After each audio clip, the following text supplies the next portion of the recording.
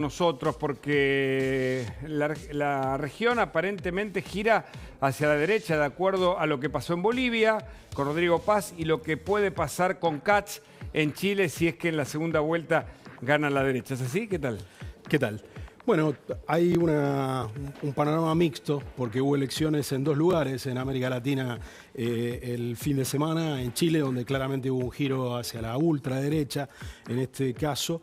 También hubo un referéndum en Ecuador, donde buscaba legitimarse un presidente de derecha y muy poco tiempo después de ser electo perdió de manera resonante en las 4 preguntas que presentaban. Y en Bolivia presenta un péndulo que no se movió tan a la derecha como en Chile, donde salió electo de los candidatos opositores al movimiento, al socialismo, el más moderado, Rodrigo Paz.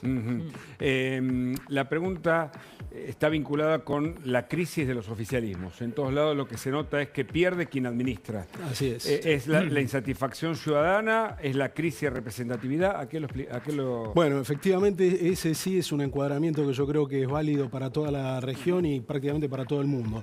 Lo que la ciencia política durante décadas estableció como aquello que facilitaba ganar elecciones, que era estar en el gobierno, se ha transformado un poco en su contrario. Esa es la tendencia que estamos viendo. Pero también marca el agote de ciertos gobiernos populistas, el caso específicamente de Bolivia, ¿no? El ciclo del Massa estaba gastado, más allá de que el propio Evo diga yo no perdí. El gobierno de Boric también había hecho promesas muy fuertes, después lo que habían sido los levantamientos contra el gobierno de Piñera, también un fracaso, no pudo imponerse así tampoco con la reforma constitucional. Digo, me parece que hay un montón de cosas también de los gobiernos de izquierda que no han podido promover esas reformas, ¿no? Sí, son casos distintos. Vos señalabas bien que en el caso de Bolivia hay un claro agotamiento de un ciclo muy largo del movimiento al socialismo. En el caso de Chile hemos visto alternancia más seguida, con lo cual no la tenía fácil desde el principio Boric, que hay que decir fue más bien derrotado por no cumplir demandas que no estaban entre las demandas originales que lo llevaron al gobierno y haber cumplido relativamente sí en aquellas promesas que había cumplido. Esas son las paradojas también que empezamos a ver en algunos casos, donde, como se decía antes, existe esta ola de ir contra los oficialismos, incluso independientemente de los resultados de los gobiernos. Porque en Chile ha bajado la inflación, ha subido el empleo, está creciendo la economía. Si lo medimos por indicadores, es uno de esos gobiernos que en otra época de la política internacional hubiera ganado con seguridad, pero en este nuevo ciclo pierde. Este eco puede terminar llevándose puestos mirando de cara al 2026 a otros gobiernos. Por ejemplo, hay elecciones creo que en Perú en abril porque ya no tiene presidente. ¿Qué va a pasar con Brasil? Bueno, Brasil todo apunta a una elección muy competitiva como lo fueron las dos últimas.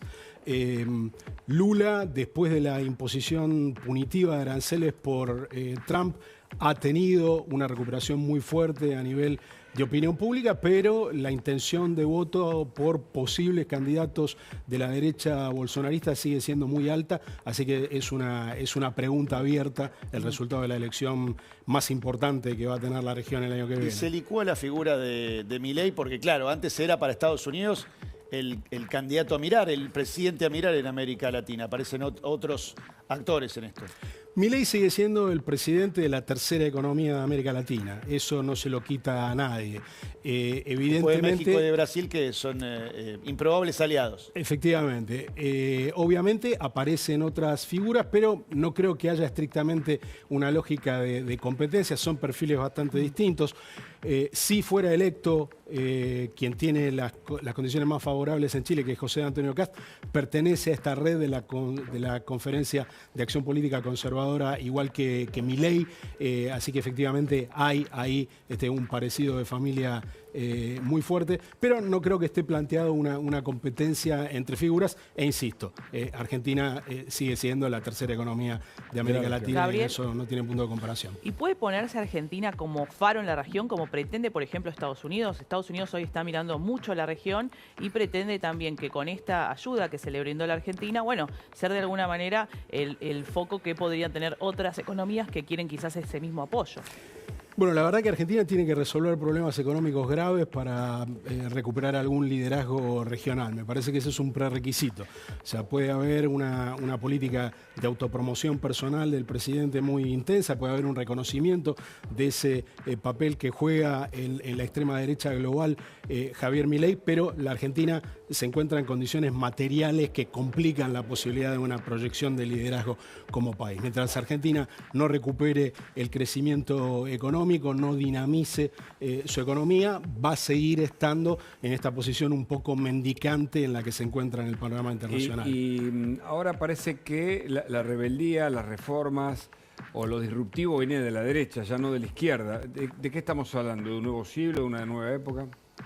Bueno, en el caso de la elección chilena, no diría que Kast es el candidato a la rebeldía, el que trató de encarnar la rebeldía antisistema y las posiciones más extremas fue, bueno, por un lado Parisi, que tuvo cierto éxito, sacó el 20% de los votos, pero sobre todo el que tuvo la posición más radical fue Johannes Kaiser, que tuvo el 14% de los votos.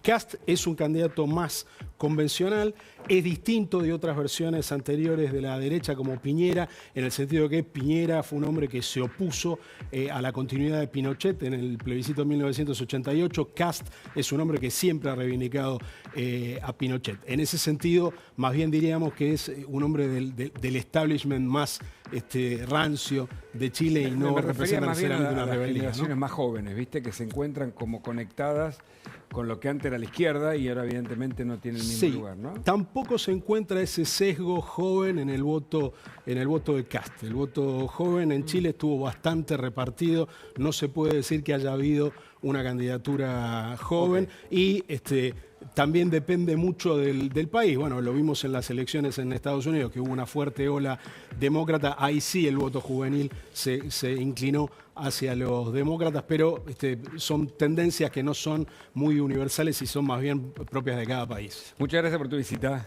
Gracias por la invitación. Seguimos con Sanoto, información.